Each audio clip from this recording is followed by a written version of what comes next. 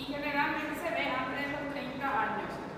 Se ve en los pacientes, suelen tener un perfil más joven el paciente que presenta diabetes tipo 1, pero ahora también con la diabetes tipo 2 se está viendo diabetes tipo 2 antes, o sea, en edad más joven que anteriormente se veía. Entonces, si en un paciente que se presenta más o menos entre los 25 y 30 años más de diabetes, hay que diferenciar si es tipo 1 o tipo 2.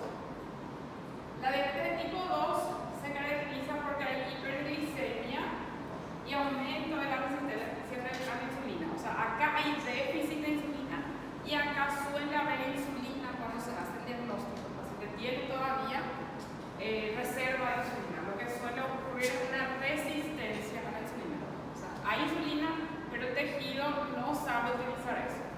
Y es el tipo de diabetes que es más frecuente. Acá hay déficit de insulina, acá suele haber insulina cuando se hace el diagnóstico. Con el tiempo puede después disminuir la reserva, pero en este caso suele haber todavía insulina. Y la diabetes gestacional, que es la diabetes que se diagnostica durante el embarazo. Entre el segundo y tercer trimestre se diagnostica esa diabetes en la paciente. Si en la paciente ya tenía antes una entrada de 20 semanas, eso se considera una diabetes tipo 2, una diabetes que ya tenía la paciente. Ahora la que aparece entre el segundo y el tercer trimestre es la que se considera que es diabetes gestacional. En la paciente embarazada se tiene que hacer un test para saber si tiene o no diabetes. Apenas se hace el diagnóstico del embarazo, se tiene que hacer unas pruebas. En la diabetes tipo 1, donde suele haber es déficit de insulina. Lo que normalmente, ¿cómo actúa la insulina? La insulina es secretada por el páncreas, se une a un receptor en las células donde va a ingresar la glucosa, y una vez que se une la insulina a su receptor, ingresa la glucosa a la célula y con eso se controla la glicemia. En el paciente que tiene déficit de insulina, la diabetes tipo 1, no produce insulina. O sea, acá los receptores de insulina no van a tener, no se le va a unir nada y la glucosa va a permanecer en sangre.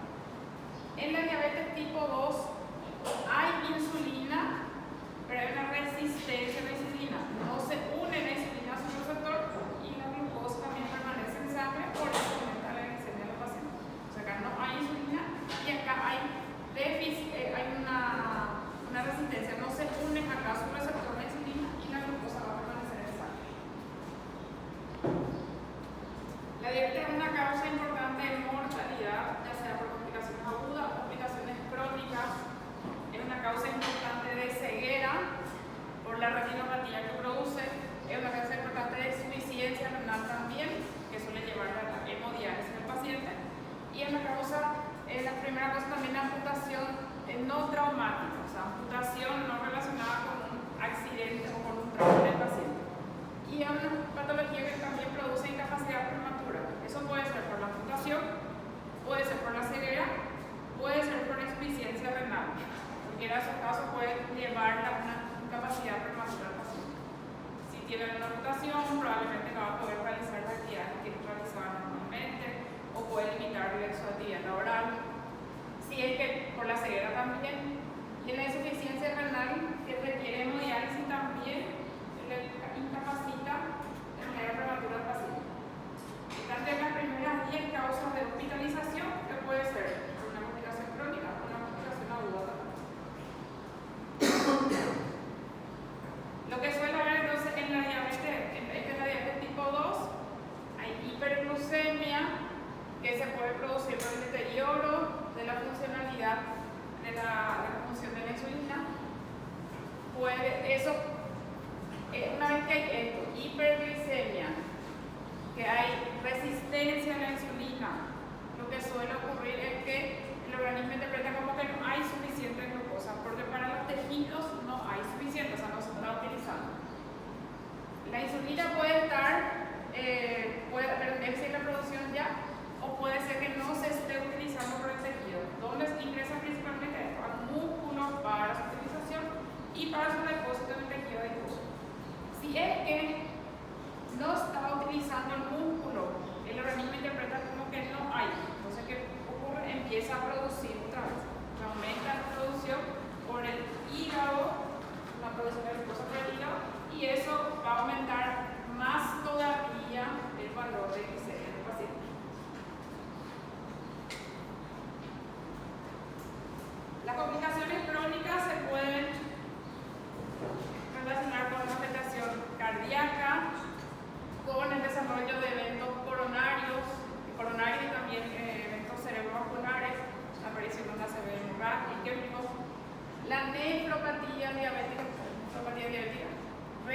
retinopatía diabética, neuropatía diabética y alteración en la perfusión de los miembros inferiores principalmente, y en desarrollo del pie diabético. Acá hay componentes que son vasculares y neurológicos. Vascular, acá puede haber neurológico también, y generalmente este se asocia a vascular, esto es vascular también, y el pie diabético que suele tener componente tanto neurológico como vascular. Estas son las complicaciones crónicas que pueden hacer también que el paciente ingrese al hospital a una hospitalización por estos motivos. Son complicaciones que van a demorar años para verse, son complicaciones que pueden estar en estadios diferentes en el momento del diagnóstico.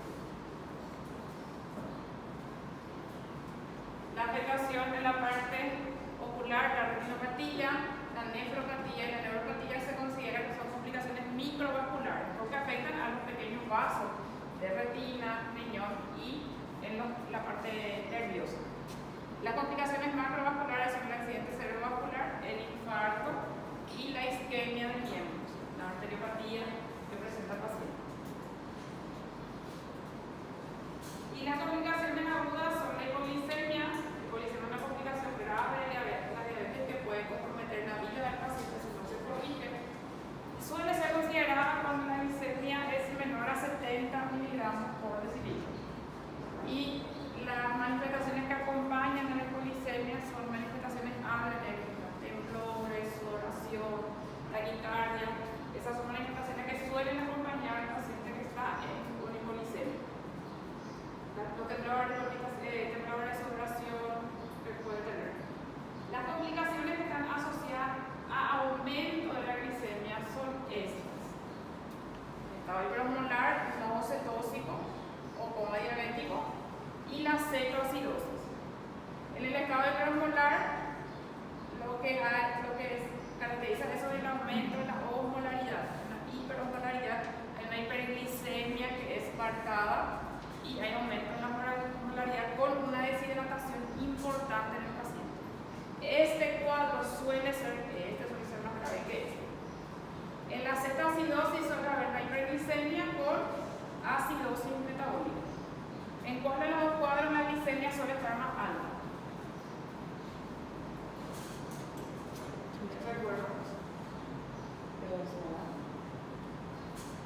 Hiperosmolar puede tener glicemia mayor a 600, glicemia de 1000 incluso puede tener.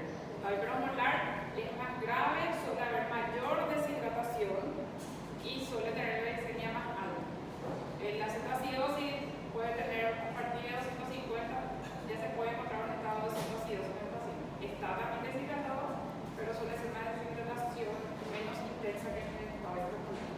Y la acompaña la acidosis también, acidosis metabólica. Puede haber otro cuadro que es mixto, que tiene componentes tanto de cetosis como también de cetoacidosis, como también estado hiperosmolar. La complicación asociada a disminución de la glicemia y hipoglicemia. Complicaciones agudas, son agudas. Son la cetoacidosis y el estado hiperosmolar. Estas complicaciones requieren la internación del paciente y el tratamiento de ese paciente.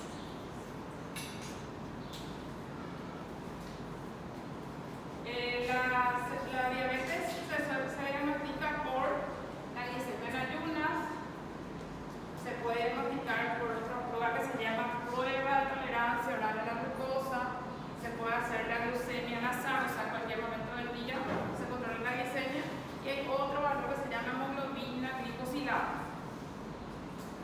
Nosotros tenemos que tener dos valores para decir que es diabetes. Puede salir una glicemia alterada en ayunas y nosotros para confirmar le pedimos otra glicemia al paciente o le pedimos alguno de los otros estudios. Pero tienen que haber dos valores alterados, excepto cuando presenta una complicación aguda. Si el paciente viene por una cetoacidosis, no hace falta repetir la prueba, ya sabemos que es diabético. Si presenta el estado hiperosmolar, también ese paciente confirma con eso su diabetes. Entonces, el único caso donde necesitamos repetir el estudio es cuando tiene alguna de las dos compensaciones agudas, cetoacidosis o estado hiperosmolar. En los otros casos sí necesitamos dos valores alterados. La glicemia en ayunas se considera diabetes a partir de 126 miligramos por decilitro en la prueba de tolerancia oral a la glucosa, que a las 2 horas tiene que ser de 200 miligramos para arriba.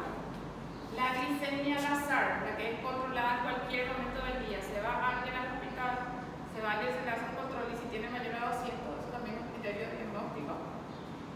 Y la hemoglobina glicosilada a partir de 6.5%. Si entra dentro de estos valores, glicemia entre 100 y 125 es glicemia alterada en el día. Si el paciente tiene, luego de la prueba de tolerancia oral a las 2 horas, a partir de 140, pero menos de 200, es una intolerancia a los carbohidratos. Y si la hemoglobina glicosilada está entre 5.7 a 6.4, se considera que el paciente tiene prediabetes, en ese caso. Estos son otros signos que ayudan también a hacer el diagnóstico de las complicaciones de la diabetes, de las complicaciones. Generalmente el paciente que debuta con una complicación aguda suele tener estas manifestaciones. Viene y refiere que estuvo perdiendo peso a pesar de comer mucho, bajó de peso, orinaba mucho, tenía mucho apetito, tenía mucha sed, igualmente bajó de peso. Eso ayuda. Estas son las manifestaciones que se ven en la descompensación del paciente diabético. Para hacer el diagnóstico tenemos que tener dos valores. ¿Cuándo necesitamos dos valores? Cuando el paciente viene con una descompensación aguda. Ahí no necesitamos repetir. Ahora, si viene un paciente, se hace un estudio de rutina y se encuentra una glicemia de 130, 150, solo ese valor tenemos, entonces tenemos que repetir. ¿Qué podemos repetir? Una glicemia de ayuna, o hemoglobina glicosilada, o la prueba de tolerancia oral a la glucosa. Cualquiera de esos estudios podemos hacer, porque tenemos que tener dos alterados. Si están los valores en este rango, se considera que es un paciente que tiene prediabetes. ¿Hasta ahí se tiene alguna pregunta? La hemoglobina glicosilada, para recordar más que era, hay un cierto porcentaje de hemoglobina que se puede glicosilar, o sea, se le puede unir glucosa a la hemoglobina. Si es que es a partir de 6.5, la cantidad de hemoglobina que se glicosila a partir de 6.5 se considera que el paciente es diabético. Si la hemoglobina glicosilada está por debajo de eso, entonces puede ser prediabético entre 5.7 y 6.4. Este estudio se recomienda que se repita, si se va a hacer, se espera unos 3 meses más o menos, porque esa hemoglobina que se unió, o sea, esa glucosa que se unió a la hemoglobina permanece unida durante la vida del glóbulo rojo.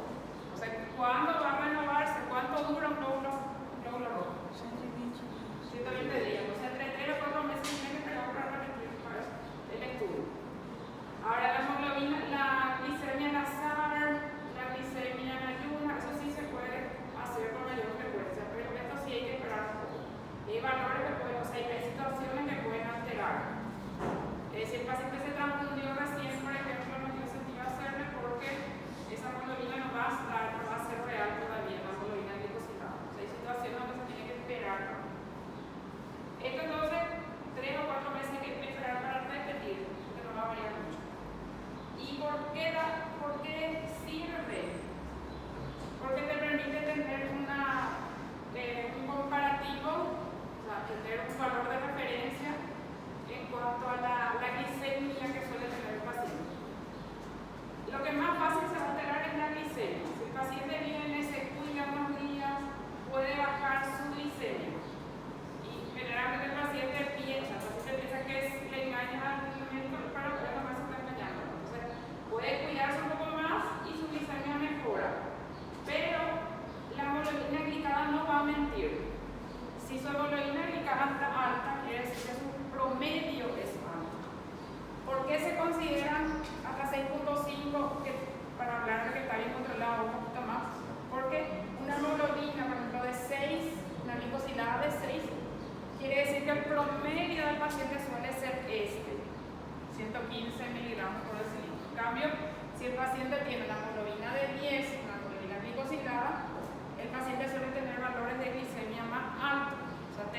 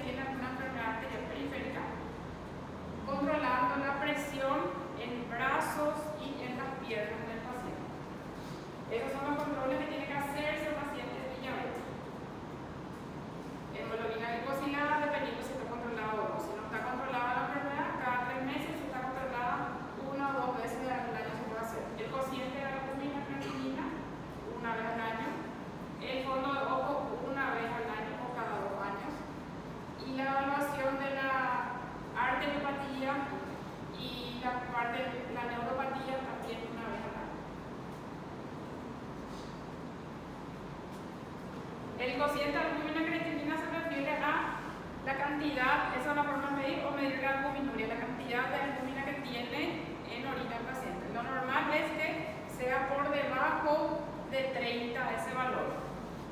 Entre 30 y 300 se denomina microalbuminuria, son 24 horas. Y mayor a 300 se denomina macroalbuminuria y se empieza a identificar la nefropatía del paciente.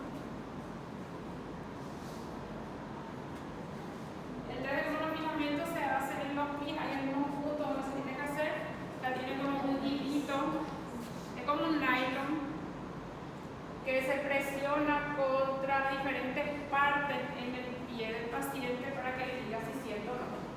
Si no siente, es una afectación en la neuropatía. Si es que no siente. Estos son los sitios donde se hace, se presiona el monofilamento. Y cuando se evalúa, cuando se dobla eso, porque vas a poner la forma derecha, y cuando se dobla eso, cuando queda en esta posición se empieza a doblar, ahí se le pregunta al paciente si siente o no. Y ahí, si es que no siente, quiere decir que tiene afectaciones, tiene una neuropatía. Se pone de esta forma, se va a presionar y se evalúa si es que tiene o no sensibilidad ahí el paciente. En estos sitios, en el pie donde se va a hacer el test de monofilamento. Se le pide entonces que diga si detecta o si siente o no cuando se incurva, cuando se dobla ese filamento. Esa es una forma de hablar, eso es una neuropatía.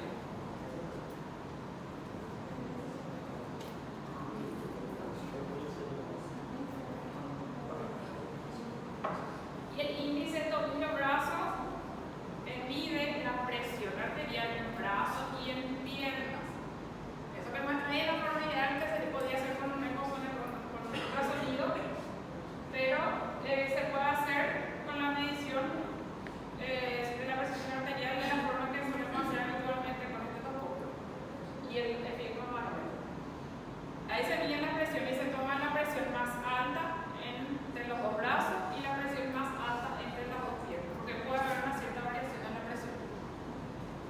Y se considera, se hace una división ahí y se considera de acuerdo a estos valores para ver si tiene o no alteración en una enfermedad arterial periférica. Si estos valores se consideran normales, de 0,91 a 1,3, normal. Si está por debajo de 0,90, se considera que tiene una enfermedad arterial periférica. ¿Por qué eso? Porque lo que se pone en esta división es, acá arriba se va a poner el valor en la presión mayor en las piernas. Entre las dos, ¿cuál es la mayor? 150. Entonces esto se pone acá. Y entre los brazos también la mayor. Y se hace ese índice. Entonces debería ser la presión, ¿cuándo consideramos normal? Entre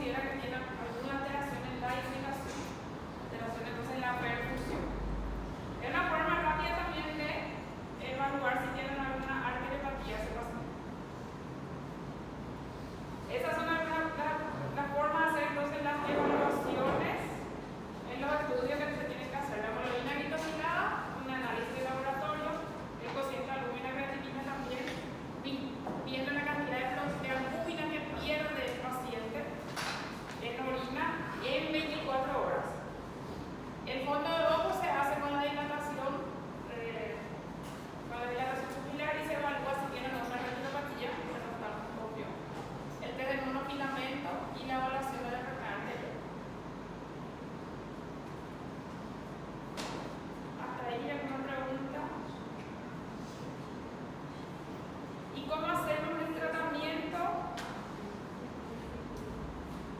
¿Cómo hacemos el tratamiento? El tratamiento depende de varios factores. Acá está el valor que vamos a querer en el paciente, como está diciendo acá, la hemoglobina glucosilada de 7. ¿Cuándo vamos a ser más estrictos y cuándo vamos a ser menos estrictos en el paciente? Depende de varios factores para ver qué tipo de tratamiento vamos a hacer en el paciente.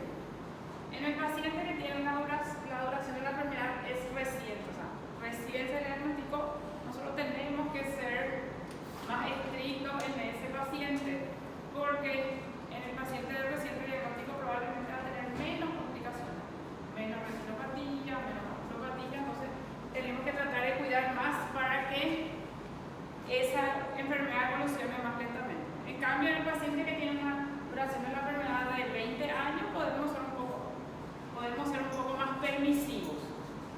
De la expectativa de vida, cuanto más joven, más estricto. No, vamos a ser mucho más estrictos en un paciente de 30, 35 años, 40 años que en un paciente de 90. ¿Para qué ser tan estrictos si probablemente su expectativa de vida no es mucho? La presencia de comorbilidades, si ya tiene o no otras enfermedades asociadas.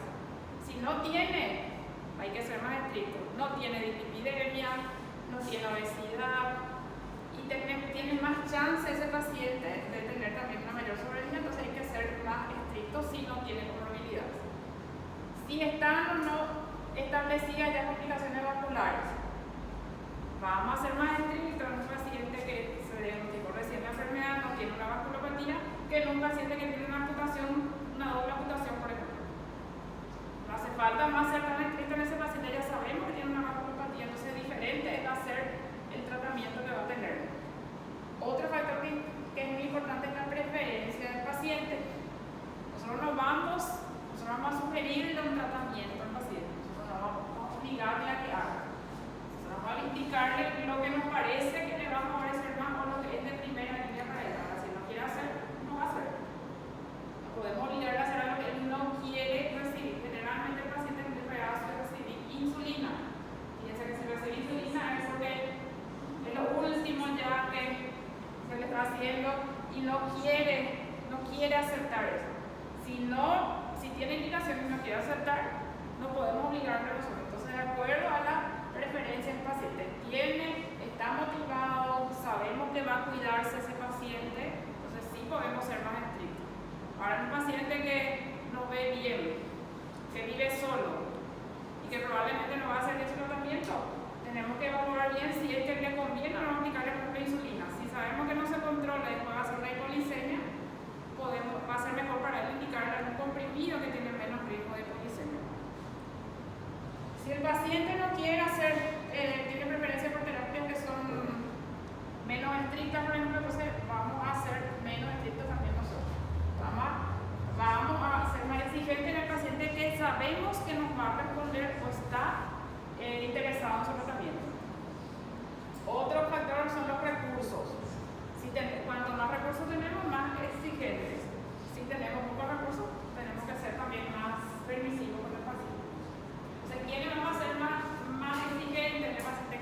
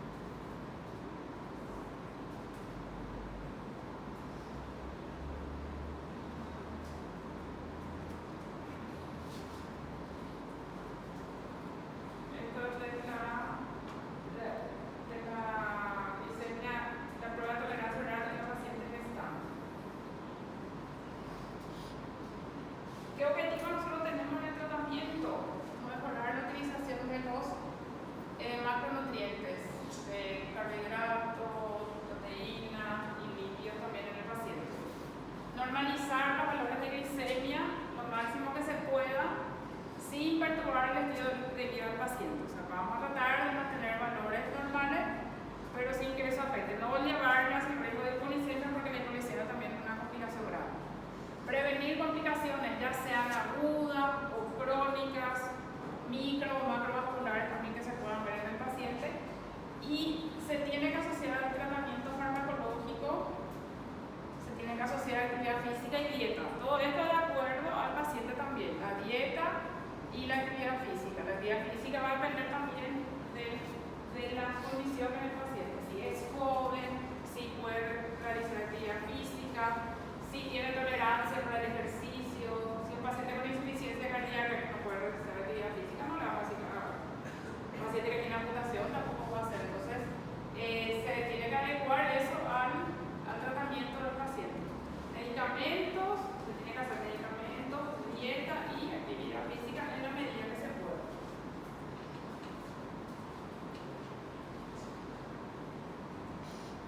¿Alguna pregunta sobre esta parte? Para recordar un poquito cómo se diagnosticaba y cuáles son las complicaciones que podemos tener con la diabetes.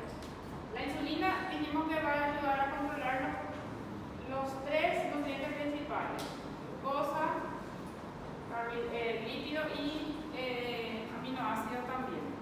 Se va a tener efectos tanto a nivel del hígado como el tejido adiposo, tejido muscular, para controlar carbohidratos, para controlar los lípidos y las proteínas también.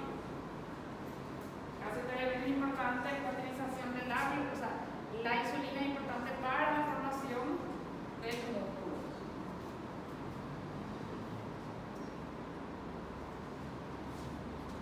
La insulina varía en los pacientes, o sea, el nivel de insulina en plasma van a variar de acuerdo al momento del día. La insulina está disminuida cuando el paciente no está consumiendo ningún alimento y lo normal, es una curva normal, lo normal es que después de que el paciente se alimente, sube la glicemia y sube la insulina. O sea, un estímulo para la secreción de insulina es la alimentación o el aumento de la glicemia. Aumenta la glicemia y se empieza a secretar insulina en ese paciente. Y tiene dos picos, un pico mayor que es el primero y otro pico que es un poco menor que es el segundo pico. Con el almuerzo otra vez sube. Eso, cada vez que el paciente hace una comida, se alimenta, va a aumentar la glicemia y detrás del aumento de la glicemia aumenta la secreción de insulina para tratar de controlar esa glicemia en el paciente. Eso es lo que ocurre normalmente en el paciente sano. Acá está el primer pico que es mayor y después otro pico de insulina que es un poco menor. A medida que aumenta la glicemia, también aumenta la secreción de insulina en el paciente para tratar de controlar esa glicemia.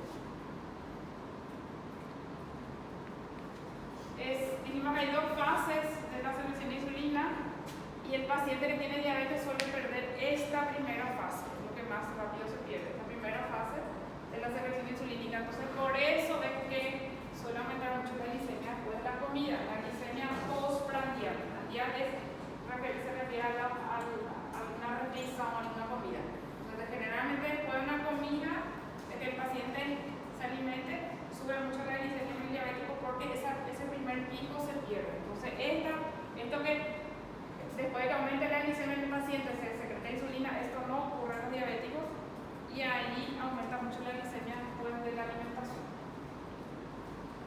La fase temprana de secreción insulínica que suele perderse en el paciente diabético tipo 2.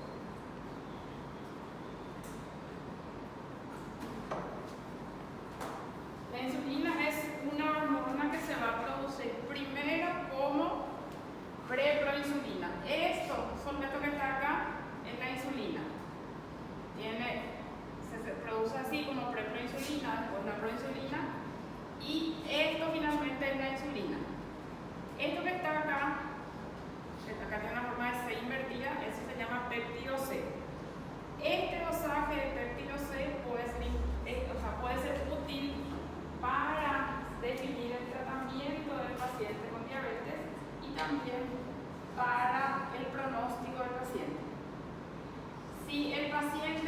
tiene péptido C, se hacen los saques de péptido C y es muy bajo, no tiene, ¿qué tipo de diabetes tiene que ser? ¿Qué tipo de diabetes dijimos que no había insulina? Diabetes tipo 1, entonces ayuda a diagnosticar. Puede ser una diabetes tipo 1 en ese caso si no tiene nada de insulina. Si el paciente tiene poco péptido C, ¿qué quiere decir eso? Que probablemente ese páncreas se va a agotar en un tiempo que no es muy prolongado. Si el péptido C entra normal, quiere decir que el paciente produce insulina y tenemos que tratar de cuidar a ese paciente para que no se agote también la producción de insulina.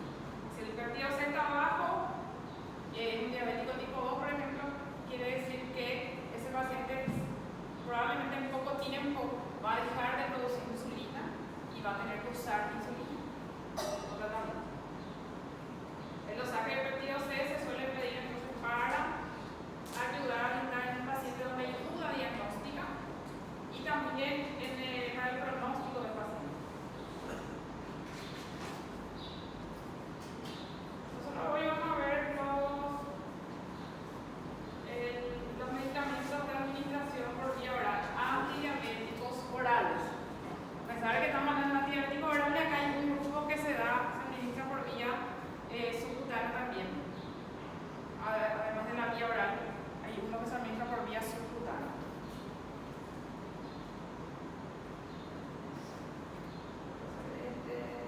¿A quiénes les parece a ustedes que podemos darle antidiabéticos orales? ¿Diabéticos de qué tipo? Tipo 2. Diabético tipo 2. El diabético tipo 1 no tiene insulina. Los antidiabéticos orales lo que hacen es optimizar la utilización de la insulina o aumentar la secreción de insulina. Pero tiene que haber insulina para que se pueda utilizar. Si el paciente no tiene reserva insulínica, no sirven los antidiabéticos orales. Entonces, los antidiabéticos orales se hacen para pacientes que tienen reserva insulínica, o sea, pacientes diabéticos tipo 2. Diabético tipo 1 no se puede tratar con antibiótico oral, es solo con insulina. La diabetes gestacional se trata también con insulina. La diabetes que se diagnostica en el embarazo y tiene que recibir tratamiento, tiene que recibir insulina, porque no se saben, en ese caso, algo que no se saben los efectos adversos que pueden producir estos medicamentos vegetales.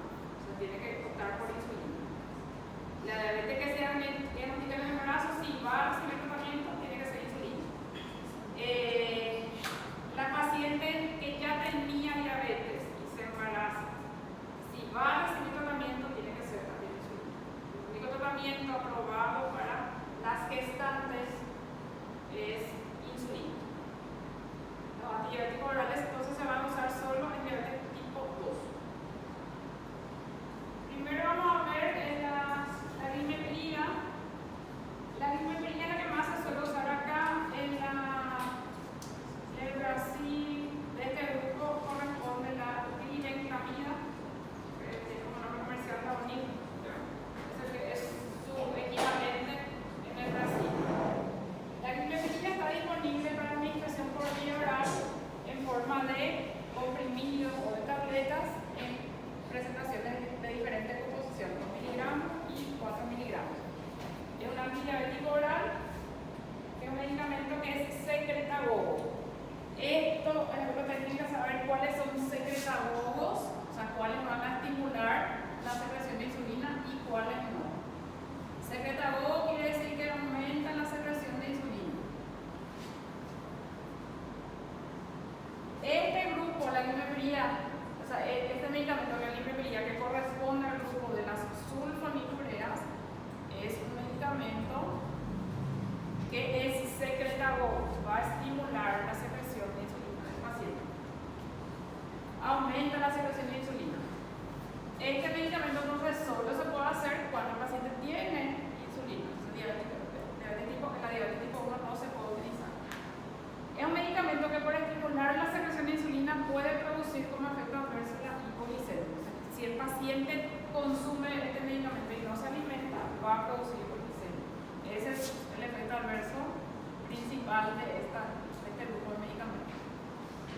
Puede producir un poco de aumento de peso, no es un aumento de peso exagerado, pero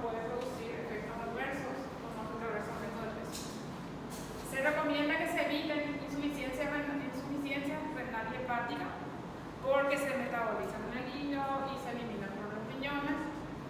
Y en pacientes que son ancianos también, pacientes de edad se recomienda que no se administren. Está recomendado que se administren con las comidas y hasta 3 veces al día. Si nosotros vamos a hacer 3 veces al día, vamos a hacer todas las comidas principales, desayuno, almuerzo, cena.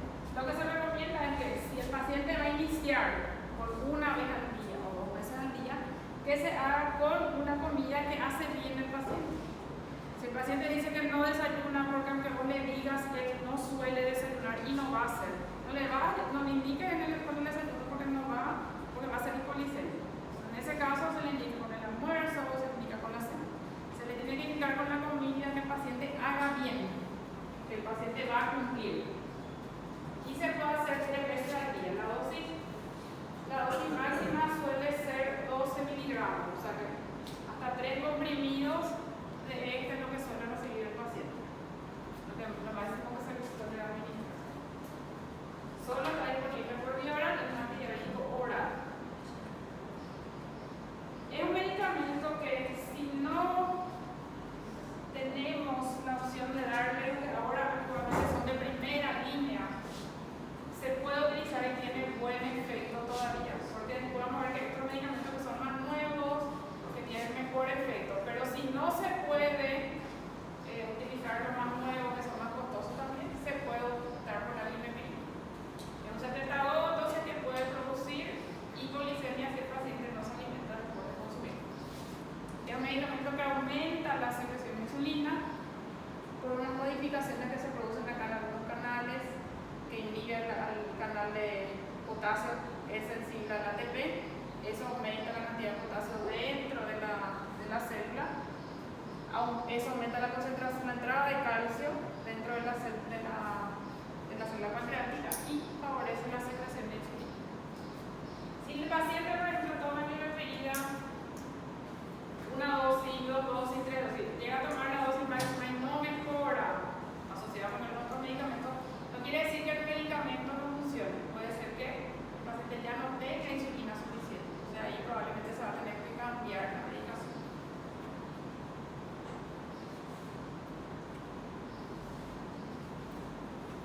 Este otro medicamento es la reparinina, que constituye, o sea, forma parte de un grupo que se llama meglitinida. Yo les cito porque son medicamentos que también se pueden usar, pero entre los dos que son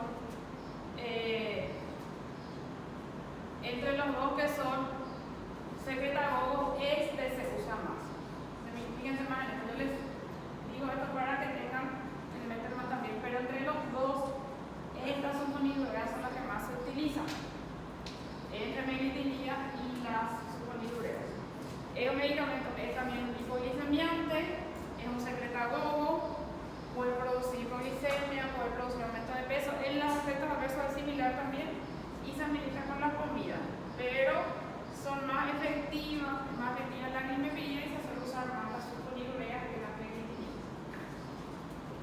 Pero les digo como para que tengan más en cuenta esa medicación.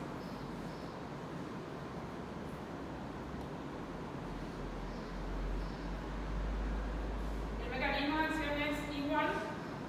Se cierran los canales de potasio, entonces aumenta la cantidad de potasio dentro de la célula. Eso produce una despolarización de la membrana, aumenta la entrada de calcio dentro de la célula del páncreas y favorece la secreción de insulina. El mecanismo de acción es similar a la glimetrina o sulfonilureas. Entre los dos se suele utilizar más la sulfonilurea o meglitinina. ¿Alguna pregunta sobre eso? ¿Ahí?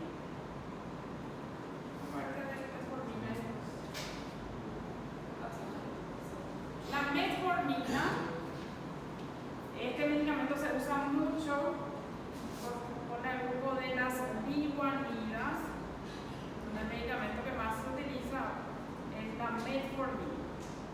La metformina también es un antidiabético oral, solo se administra por vía oral. Están los medicamentos que son de liberación inmediata y los medicamentos que son de liberación prolongada, que tienen una duración de acción más prolongada. Comprimido de liberación prolongada. La metformina secretagogo. Este no es secretagogo. El mecanismo de acción es diferente. Estos dos sí. Este secretagogo, este también. Este no es secretagogo, o sea, no aumenta la secreción de insulina. Lo que modifica es la resistencia. ¿Qué pasaba en la diabetes tipo 2? Podía haber resistencia a la insulina. Hay insulina en la sangre, pero no se une a su receptor, entonces no está haciendo efecto. Disminuir la resistencia a la insulina quiere decir que va a facilitar la unión de la insulina a su receptor. Si se une a su receptor, entonces ¿qué hace? Con eso, si se disminuye la resistencia, se disminuye la secreción de insulina dentro del páncreas. Y al unirse la insulina a su receptor, ¿qué hace? Aumenta la captación periférica de glucosa. Esa glucosa que está acá, esta célula que está acá, la célula muscular, por ejemplo, acá se une la insulina a su receptor y estas moléculas de glucosa que están por acá van a ingresar a la célula. Se facilita entonces la entrada.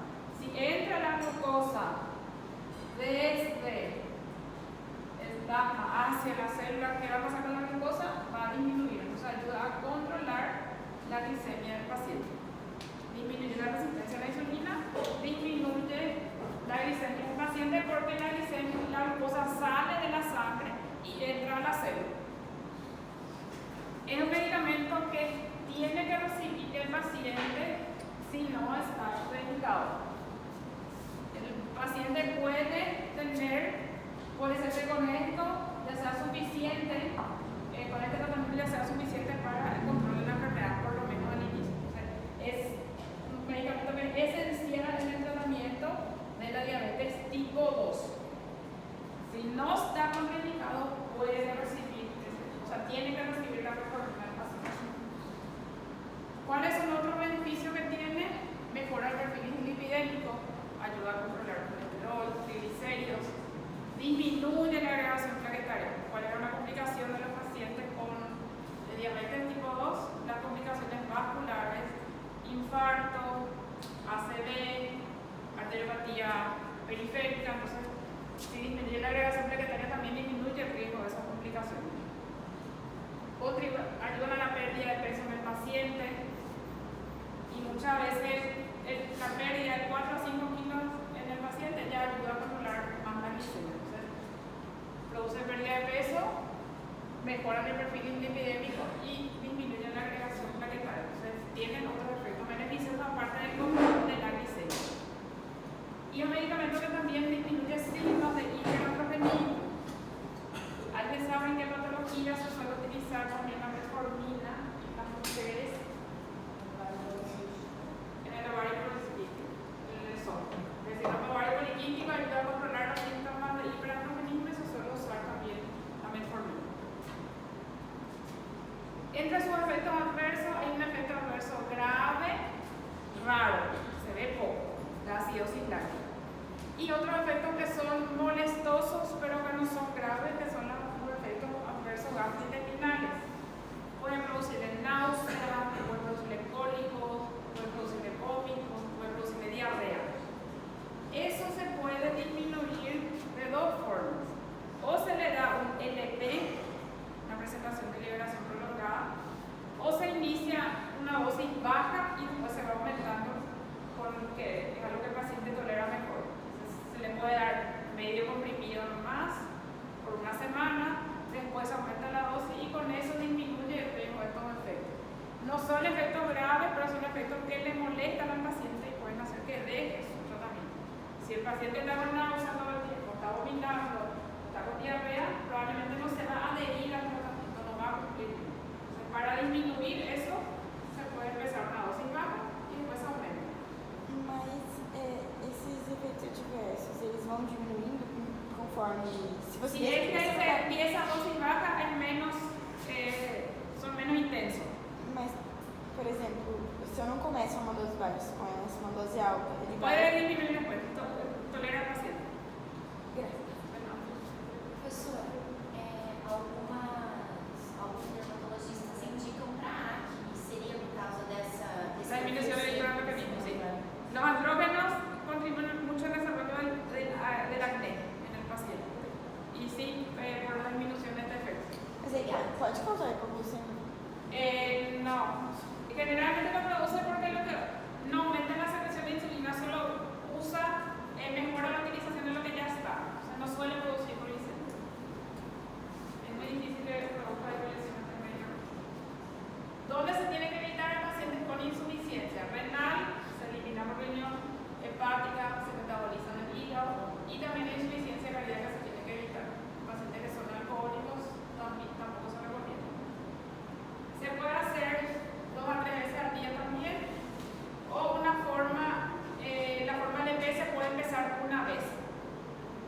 es la forma, la que tiene solo la forma de liberación normal, se puede empezar una vez al día y se puede hacer hasta 3 veces al día. Si se va a empezar la forma del MP, se puede hacer una vez al día más al inicio. En algunos casos, el paciente es muy rebelde, que se suelen hacer 2 veces. Y acá sí hay presentaciones que son combinadas ya, de glibenclamida con metformina. Glibenclamida con metformina también combinado. Este primero es la forma de liberación normal, esta de liberación prolongada, y esta otra presentación de liberación normal, pero con concentraciones diferentes. Entonces se le puede indicar al paciente el medicamento que tiene los dos. Tiene una sulfonilurea, que es la glibenclamida, y la biguanida, que es la metformina. Se combinan porque tienen diferentes mecanismos de acción. Uno es aumentar la secreción de insulina y otro facilita la utilización de la insulina por las células, principalmente para las células musculares. Entonces, este medicamento disminuye la resistencia a la insulina, ayuda a controlar la glicemia, porque facilita la captación de la glucosa por las células que tiene que utilizar. Su efecto adverso real es la acidosis láctica. Los efectos adversos más frecuentes son gastrointestinales, que se pueden disminuir dosificando la medicación, iniciando una dosis más baja y después se va aumentando progresivamente. Se vio que algunos factores que pueden disminuir la pérdida, contribuir a la pérdida de peso es disminuye la absorción intestinal de la glucosa, o sea, se absorbe más lentamente la glucosa. Eso que hace que la glicemia no sea muy alta, disminuye la glicemia en los pacientes. Una vez que disminuye la resistencia a la insulina, ¿qué pasa? Aumenta la utilización de la glucosa por el tejido muscular y el tejido graso, que son los que más reciben la glucosa. Disminuye la resistencia, entonces lo que está en sangre pasa a las células, con eso se controla la glicemia y disminuye la producción hepática de glucosa. ¿Cuál es un estímulo para la producción hepática? Que el organismo interprete como que no hay suficiente glucosa en sangre. Y entonces, como acá se normaliza la resistencia a la insulina, disminuye la producción por el hígado. Se suele utilizar en los pacientes que no tienen diabetes, no suele producir glicemia, sí puede contribuir a la pérdida de peso, a veces se indica, está bien, pero se suele indicar a veces para pérdida de peso también.